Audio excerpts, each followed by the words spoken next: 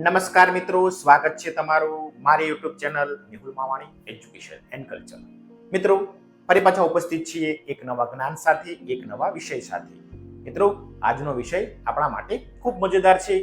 આજે આપણે શીખવાનું છે વિષય હિન્દી, અને હિન્દી વિષયનો આપણી જોડે મુદ્દો છે કહાની લેખન. વાર્તાને સાંભળવી અને કહેવી એ ખૂબ મજા છે, પણ વાર્તાને જ્યારે લખવાની થાય ત્યારે નાની નાની મિસ્ટેક થઈ જતી હોય છે. તો આજે આપણે મિસ્ટેકને સુધારીશું, ભૂલોને સુધારીશું અને કહાની લેખન કરતા જઈશું અને જોડે જોડે વાર્તાને, કહાનીને માણતા પણ જઈશું. તો આજની કહાની છે, તેનું શીર્ષક છે લાલચ કા ફલ. તો મિત્રો, સુંદર મજાની વાર્તા છે. આ કહાનીને તમે સાંભળી પણ હશે અને માણી પણ હશે. તો જોતા જઈએ. મિત્રો, જ્યારે આપણે કહાની લખીશું, વાર્તા લખીશું, ત્યારે સૌપ્રથમ કહાનીનું શીર્ષક આપી દઈશું. આપણે જોયું तो આ કહાનીનું શીર્ષક लालच का फल था. तो सबसे पहले टाइटल आएगा, शीर्षक लालच का फल. उसके बाद हम कहानी लिखेंगे. तो कहानी कुछ इस प्रकार से लिखेंगे. एक गांव में एक नाई रहता था. एक दिन उसने एक मुर्गी खरीदी. वह मुर्गी बड़ी चमत्कारी मुर्गी निकली. वह रोज सोने का अंडा देने लगी. धीरे धीरे न्याय अमीर होने लगा.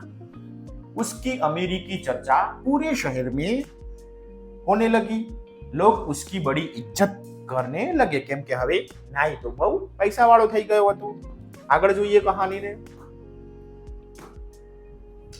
एक दिन न्याय ने सोचा कि मुर्गी के पेट में तो बहुत सारे सोने के अंडे होंगे. इस तरह बहुत सारे अंडे पाने की लालच में न्याय मुर्गी को मार डाला. लेकिन मुर्गी के पेट में से एक भी अंडा नहीं निकला. अब उसी सोने के रोज रोज अंडे मिलने भी बंद हो गए. नाई बहुत पछताया, लेकिन अब पछताए से होत क्या जब चिड़िया चुग गई खेत.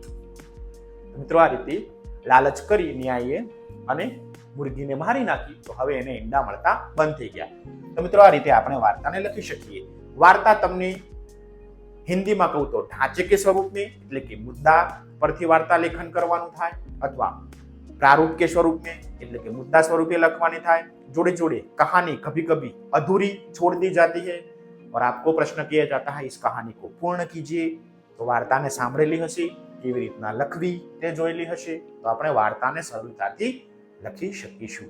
તો મિત્રો, આ રીતના આપણે વાર્તાને લખીશું. અને છેલ્લો મુદ્દો, जब भी कहानी पूर्ण करोगे तो कहानी का शीर्षक सीख जरूर देंगे.